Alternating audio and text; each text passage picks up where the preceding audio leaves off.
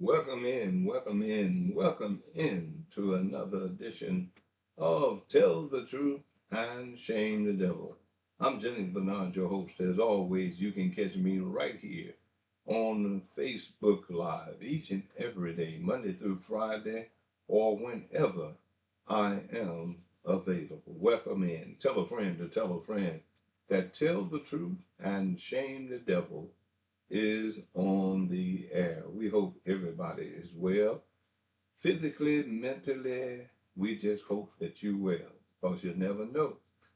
I'm sitting back and looking at all the people who have gone on in this 2025 year as they run across the actors, the socialites, the politicians, the business leaders, the movie directors, actors, actresses, news people, locally and nationally.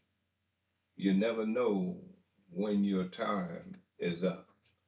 And you hear me always saying what you do for Christ will last. But we don't even think about Christ. And I'm going to be a little harsh today on some things that I have read and I've watched over this celebration, as we call it, the birth of Christ on Christmas Day, and the well wishers that gave you all the well wishing and blessing. But I looked at something to me was totally different, ladies and gentlemen, from the well wishing. It was more about them as opposed to uh, the reason for the season. And I'm gonna just jump right into it. You all know that I'm not fun, really don't care 2 cents about these capitals and anything and anybody that's associated with them. And that's personal reason, because it was a personal attack on my family. So I would have this position that I have when it comes to this particular sorority and particular fraternity, the connection. Because in their mind, ladies and gentlemen, they're trying and attempting to take over politically in this city. As you look at it, everything and everybody, from the school superintendent to the mayor uh, to the new fire chief, it's a circle of politicians that are in charge to make sure that their fellow brothers hold key positions in this city. And to me, any other fraternity or sorority ought to be raising sand, because it is something in the term that they use when they say trying to cover the market. And that's what these capitals are doing politically. They have insulted me, they insulted my wife, and I have a problem with them. We'll probably forever have a problem. And I'm going to do another run on them, the capitals, before the year out or in the beginning of the year, because I have to keep reminding you of the snakes in the grass that you have in this community, that is more about them than anybody else. And keep in mind, I had a friend, and I blocked him, been knowing him for years, and he know my position when it comes to the capitals. Now, someone said a friend in need is a friend indeed. But then as I looked at what he sent me, and I thought about, this is not about the well wishing of the people on what we call Christ's birthday, the birthday that Christians all over the world, the country, that will celebrate the birth of Christ. And some of you may have gotten the same video that I got from this Negro, well known preacher, well known Kappa, that would actually send something that came to me and I listened. And he started off talking about he wanted to wish you and your loved one, the family, a very Merry Christmas. I understand the message, in my opinion, during this season should have been more about a message talking about the birth of Christ. But in this message, it was more about him and the organization of the Kappas instead of the message of our Lord and Savior, Jesus Christ. And see, I feel sorry for congregation who sit under the tutelage or the preaching of this ignorant individual who's trying to portray one thing but actually doing another. Some of you know who I'm talking about. And as time go on, I may tell you who it is, but I just deleted him from my page because it was an insult for him to even send me a video. Whether he tagged me and didn't know he tagged me, but it came to me. And it was appalling to me to see this Negro talking about wishing you a very Merry Christmas and talking about Christ. But other than that, this Negro had a red jacket on with the capital sign on the pocket. Now, is it more about Christ or was it more about showing the support for Kappa? It was not a support for our Lord and Savior Jesus Christ, that's his birthday, and that he was wishing you well. Now, if he had came on and had his bishop cloth on, if he had had his bishop collar around his neck, and was talking to you from a point of a religious leader on this birth of Christ, as they would say. But he had this red Kappa blazer on with the Kappa patch. Now I ask you, what was more important to him? Was it really the resurrection, not resurrection, but the birth of Christ? Or was it more about showing the red jacket with the Kappa sign on it? As I said to you, from a religious point of view, if it had been a suit, if it had been a collar, it would have been different. It would have came across to me better than the way it came across sitting there with a red jacket on and trying to tell you he want to wish you and your family a very Merry Christmas. Yes, it does matter. For all of you individuals out there that say, what difference does it make that what he had on? It makes a whole lot of difference because the message that you receive. I don't think not one of you really paid attention to the message. You paid attention to the messenger. And why do I say that? Because he had this red blazer Kappa on, and all of you Negroes who run around here jumping up, laughing, and saying, well, we are doing this. And this is another thing, not only what he did there, but I started trolling down the Facebook page. And I was looking at just about every event that this Negro bishop that was dealing with, that was a Kappa t-shirt when they supposed to been feeding the hungry. Could they not have fed the hungry just with a t-shirt on, a polo shirt? But what is the message?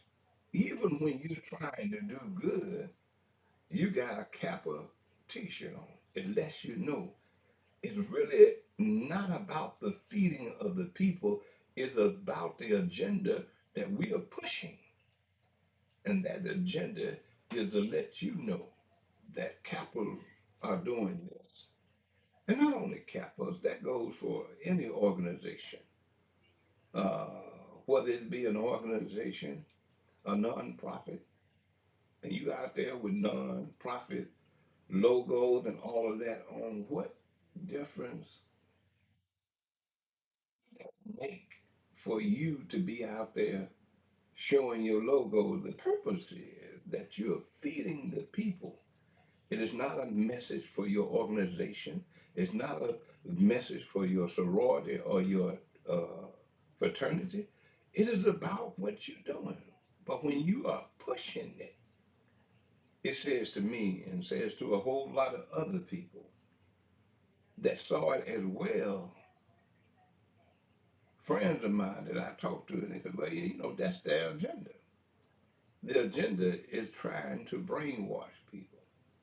I remember something that people talk to me all about. They said, man, when the lineup y'all had from 7 o'clock in the morning on the radio station, he said, we listened all day long, but one thing we was always listening for, and that was on you, because you was the last thing that we saw or the last thing that we heard on the radio. And that was the last thing that we went to bed that night with on our mind, because you were the last person that we listened to. And that's the message that these organizations are not trying to really send to you and say to you that we are out here for the people, but it's more of a message that we are about our organization with a red blazer, with a Kappa sign. They say, yeah, Merry Christmas, but you ain't paying attention to what he's saying. You paying attention on what he got on. So you go from that preacher. And I feel sorry for the church today. I feel sorry at the videos that I see, and these preachers, these bishops out here reliving like a fat rat on a piece of cheese, got all the cheese he wants, and you sitting here trying to rub two nickels together. And you would say, oh, don't my pastor look good? Oh, don't my bishop look good? But how do you look? Are your belly empty when your bishop and your pastor is going to every fine restaurant in the city, but you starving? I feel sorry for you if you are in a situation where you're giving your last to make sure that the pastor, make sure that the church is fed. I have no problem with the church as a whole, but I have a problem with those who are leaders of the church but have another agenda as opposed to the agenda that they were so called, ordained to do. Now, I am really sick and tired of listening to preachers who really are not politically, and they should be, because the civil rights movement all started politically through the church. Now they get laws where you can't gather and talk politically, talk as we used to in the church. And when they did that, that was a form of divide and conquer. That was a point in our community for these so-called Negroes that you put in office, and look at the mess that we are in right now because of these individual Kappas or any other nonprofit who are benefiting off of you and not doing anything to help you. I had the opportunity, someone called me and said, Bernard, you need to listen to David Chappelle. his new stand-up comedy on Netflix, and I encourage you all to listen to it as well. He made a lot of sense as I sit there and listen to him. He was even talking about uh, President Trump and the good that he was doing by sending the National Guards in certain cities. He said yes, he sent them to California, he sent them to D.C. He said, but you know, I lived in D.C. and when I came back, I was riding around in the city of D.C. and I said to myself, oh, what the hell? D.C. had never looked like this before. The streets are clean. It was safe in D.C. It looked good. He said, not only that, they're doing it in California. They're doing it in Missouri. They're doing it in Ohio.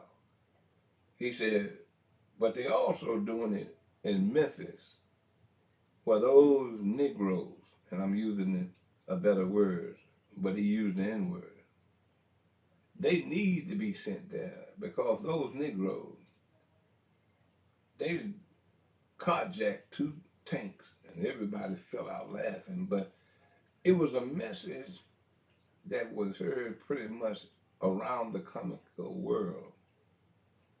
And you all talk about, oh, we didn't need him here. But every comedian, and I sometimes listening to different comedians, and go and listen to them on Facebook.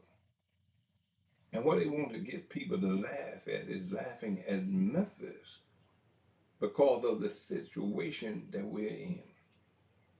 And I say to you all the time, it is about the poor leadership. Come 26 in just another day or two, we need to stand up and make a difference. We need to stop sitting back and allowing preachers to do and say anything to you. Wish you well, but got a Kappa blazer on or a coat on. The message was not received as it relates to blessing you on this holy day, as they would say. It was to look at me.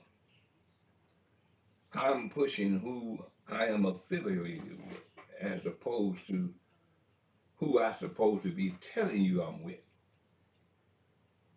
And that's what you got. And the person I'm talking about is Bishop Ed Stevens, good friend of mine. Know him well.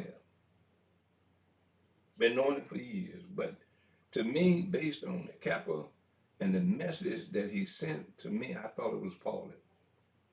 And yes, I deleted it. And maybe a lot of your members may not like what I'm saying, but the message that's being sent by him and all of these other preachers, we should not accept that in 26. And I think we're getting smart. If we think about Marvin Weiner, who said to his congregation, and the best message that that congregation sent to him was what they did. Maybe he was asking for $2,000, like Warren Sapp did when he told the people to shut the door. And he didn't want them to leave until they came up with a certain amount of money. So Pastor Weiner thought he could do that. He ended up saying, I want $2,000 from every member. Most of the members was coming up and had given the $2,000. But this one particular lady on video came up to him and said, Pastor Wyman, here's $1,200. He stopped her and said, wait a minute, that ain't 2,000. Everybody in the church was appalled and the people got angry and said, wait a minute, Pastor, you done gone too far. What, and unbeknown to Pastor Wyman, when he came back to church the next Sunday, there wasn't one iota of a member of my understanding within the church. That's the type of message that real Christians ought to send to these jackleg preachers who push their organization, who talk more about them, who they are, what they drive, what clothes they are wearing, what car they're driving, what home they're living in. They're pushing that. They're pushing that, and you are buying that. 26 needs to change. It's going to be a different story. It's going to be a different day and time because I think the people politically are getting smarter. They're getting smarter because now they're realizing that they're coming up on the short end of the stick and the short end of the plate because there's no food there. But yet you see people that are not qualified to be in a position or get these contracts, but are getting it because they are cappers or because they are AKAs. You look at it and pay attention, it's right in front of your face. It was a plan, in my opinion. What happened to Dr. Marie Fagan? It was a plan and it has been proven behind doors. And we need to do what the people did to Pastor Wiley. Show up in this case to the school board election and elect you school board members who got sense. Okay? Don't elect them because they're behind a family name. And that's what is getting us. Just because you are a Porter, just because you are Ford, just because you are a Carlisle, don't mean that they know what they're doing. Because it's been proven to us. And see, that's the problem we have. It's been proven to us, being put in our face when it comes to that capper that sits in City Hall that you all fell for a hook, line, and sinker. And now you're realizing, and everywhere across the nation, they say, who is that idiot that's in the mayor's seat in Memphis, Tennessee? National, from CNN to NBC, that interviewed him. They looked at him like he was an idiot. And I saw the video. He's trying to represent, trying to tell what Memphis needs. When Memphis, and the question kept asked of Paul Young, you are the number one most dangerous city in America. Why wouldn't you need the support? And he tried to filibuster. He tried to uh, talk around him, but he couldn't. And when they signed off, they looked at each other as though they would say, what an idiot. And they say to each other, search the internet, ask the questions that need to be asked when it comes to the leadership in Memphis. And when you do that, you'll find out, ladies and gentlemen, they're playing with you. And you think about this. Richmond, I hate to say doctor, I don't say that.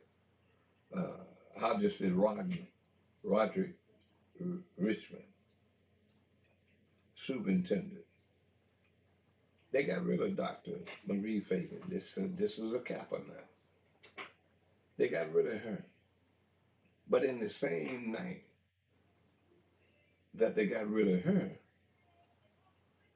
Richmond stepped into place to become the interim until they made him the permanent. Now, if you were ready to go, if you were ready to take over the seat, you had knowledge what those 6 individuals was about to do. You didn't look surprised. that they was going to appoint you in on. You just came up there and you took the place. Now this is the person that reminds me of the OJ song. A smile in your face all the time. They want to keep working. When I look at this Roger, superintendent of the school, he is the backstab. He is the individual that immediately got his wife her funding for a school with only 14 kids. And the contract will run for the next 10 years. Nobody says anything, nobody politically, nobody wants to go with it because uh, he's a Kappa. And see, this is what we have to do in 2026. We got to break this craziness that we do politically in this city from the school board. And we need to make sure, I hope and pray that uh, Dr. Kenneth Whalum, who was a former school board member, I hope that he get on the board. I want hope that Dr. Frederick Tapping get on the board. Strong men with powerful reasoning, understanding what's right versus what's wrong. I've listened, I've watched, I know these men, and there's others that can turn that school system around if we make the right choices. It's not about me, it's about you. I'm just here as the messenger that's trying to let you see through the fog glass that they've been putting in front of you, and you're eating it up. Can't say because you didn't know better. It's because you didn't do better. And once you do better and you learn, you'll end up doing better once you find out. You know better, you're supposed to do better. For some reason, we can know better. But we're so easy to be bought off politically from our leadership even to the constituents because they give you a piece of the 30 pieces of silver that they got and you fall in line for it and they making money off of you. But see, that those days are over. We're not going to allow these things to happen and keep happening to us in our community, and we accept it as the norm.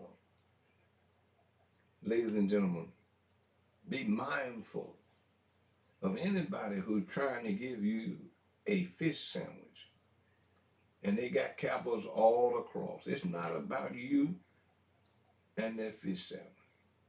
It's really about them with the capital logo on, with whatever logo it is.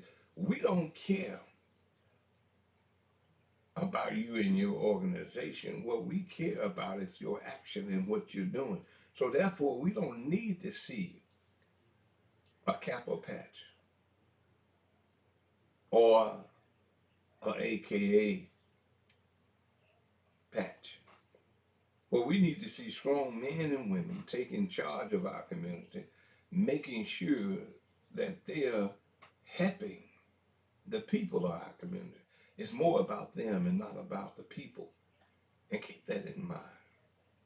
Keep that in mind. And I tell you this, I just tell you point blank, and I told you a person who we call and will call. And I'm going to call every one of them on the list because I'm going to tell you, they just decided not to come. Well, if they don't come here to talk to you and get the real truth and shame the devil, then I say to you, they are not even considering, worth considering for any position. They want to go to people where they're going to get soft answers. They don't want to get hard questions. Paul Young came on this show, didn't have an answer to any question that we was asking him as it relates to his agenda. And look at where we are now. What are we going to do in 2006? I think this is the time for us to upset the apple cart, turn it over, and say it's a new day in Memphis. We're going to restructure. We're going to turn this city around and take back control of our city. And once we do that, then and only then will we see the result of a good city that's being ran. From City Hall to County Commission, they all let you down. To Elon Musk, to a hotel that you paying for with your tax dollars because they're going to raise your tax dollars to pay for it. And then after, check this out, after you pay for it, in a few years of the Carlyle Group running it, it's going to be turned over to them. So what did you just do? You just invested your money into a hotel for some organization to end up with it. And you're reaping nothing from the poor leadership. And that goes back to what I often say. It's about big deals while eating big meals with big wheels. And that's all politics is about in this city. But it's a new day. It's a new time. It's time for a change in this city. And won't nothing change until you decide that you want it to be changed. I'll see you in 2026 if the Lord's will and we're still here. When election time comes, we'll see whether we're going to straighten up our destiny or we're going to still be in this city where violent crime. Think about it. Mississippi leadership told you, you Memphis criminal, you come down here. We're going to hide you or we're going to kill you. Pretty much. If they said we got something for you can be putting you away for a lifetime or putting you away permanent. But in their city, in their town, they're not going to have it. Arkansas, right across the bridge, says the same thing. But only in Memphis is that our leadership trying to be politically correct, but they end up being politically incorrect because you went to a funeral because they were trying to be politically correct. You lost a loved one, a son, or a daughter, or a husband, or a mother, because the politician didn't know how to lead. For tough time becomes tough measure. You can't be weak and you can't be politically correct to be a leader. You got to be sometimes unpolitically correct. You have to be that way to get your point across. I remember years ago, that while I was in the Marine Corps, it says you do your job or you die trying. I'm reminded of that. Often, when I take on a task, I'm going to do it or I'm going to die trying. Because that's the commitment that you need to be as a leader. When one person dies in this community under your leadership, you should genuinely care. But when you show no compassion, when you show no remorse, oh, it's just another person dead. But make me look over here and make sure that I got my direct deposit. That's all you care about. And it shows, it reflects that you have no concern as leaders for the people of this community. So when will you wake up, people?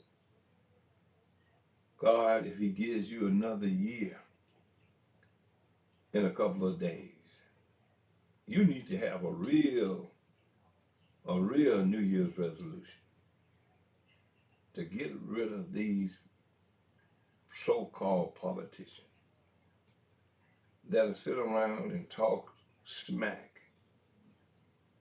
and I'm being nice, talk smack on TV, hoping that you put them back in office. It's time for a change. Ladies and gentlemen, as always, the ball sitting here talking to you. I may not talk to you on New Year's Day like I did on Christmas Day, but I will be back. I will be back on that Thursday and Friday. I'll be here tomorrow if it's the Lord's will and the creek don't rise. And then I'll be here Thursday and Friday and finish out the week. Think about what I said. Don't be disrespectful to whatever you're trying to do by putting your agenda in front of the people. If you're feeding people, what are you doing? You're brainwashing the people. Oh, I remember as a little kid, these people fed me and they had these Kappa t-shirts on. Oh, when I grew up and I go to college, I want to be one of them. It's brainwashing our children to believe in something that ain't worth nothing. Stan Bell, good friend of mine, known him for a while.